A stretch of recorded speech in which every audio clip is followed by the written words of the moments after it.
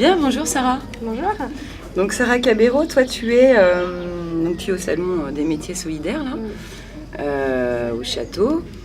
Et toi tu es dans de la formation de Reiki, c'est ça?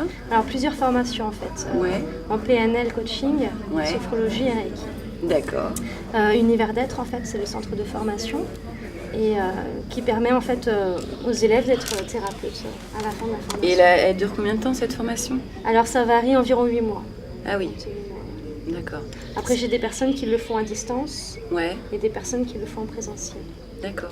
Et alors tu fais autre chose aussi, hein, je crois que tu me disais tout à l'heure, tu fais des blocages des vies antérieures, Oui, c'est ça? oui. Pendant les séances, oui, je suis en fait amenée par les guides. Les guides m'envoient débloquer en fait ce qu'il y a besoin de débloquer chez la personne. Ce qui empêche en fait la personne là d'évoluer ou en tout cas d'aspirer complètement à ce qu'elle doit venir faire aussi, sur Terre. Voilà, c'est ça. C'est Trouver ça. sa mission de vie. Ouais. Trouver sa mission de vie. Ouais. Et ça t'est venu comment ça, ce monde-là? Oh là là. J'ai fait pas mal de métiers différents au début. Ouais, À d'accord. 17 ans, j'ai commencé à travailler.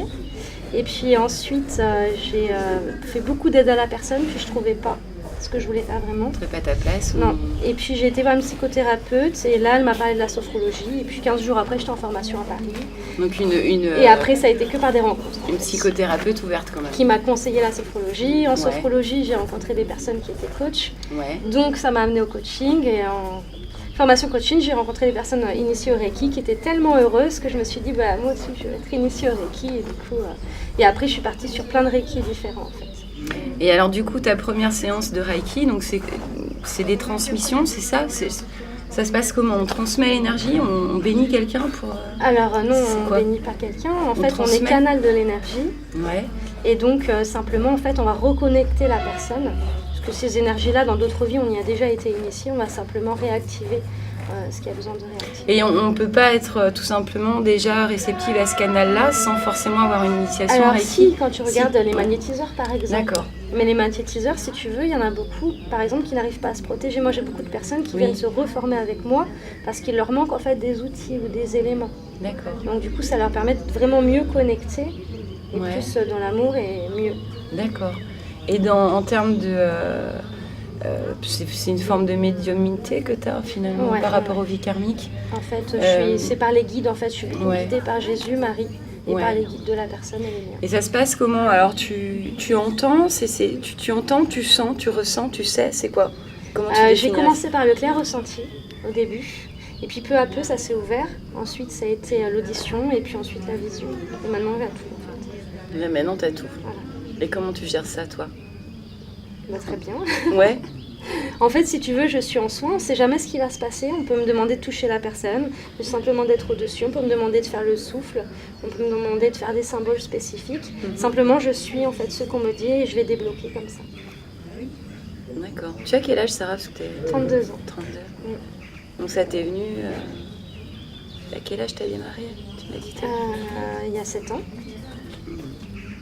Et du coup, la suite, toi, tu la vois comment Mais là, Parce que vois, tu me dis, là, je vois pas l'avenir.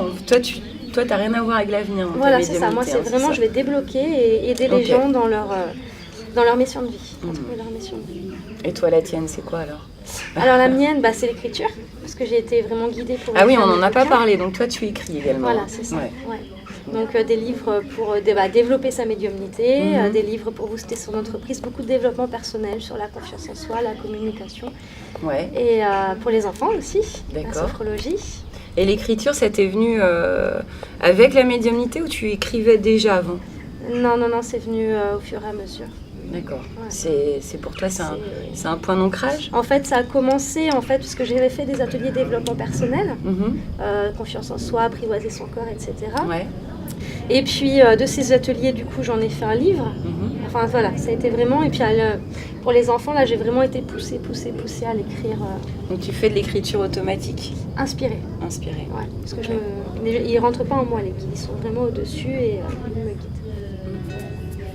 Bah super. Qu'est-ce qu'on peut te souhaiter alors, Sarah? Tout le bonheur pour tout le monde, l'amour. Ouais, mais en tout cas, on va passer un bon week-end. Ouais. Ça, c'est sûr. Une belle journée. Bah merci beaucoup. Ah, merci.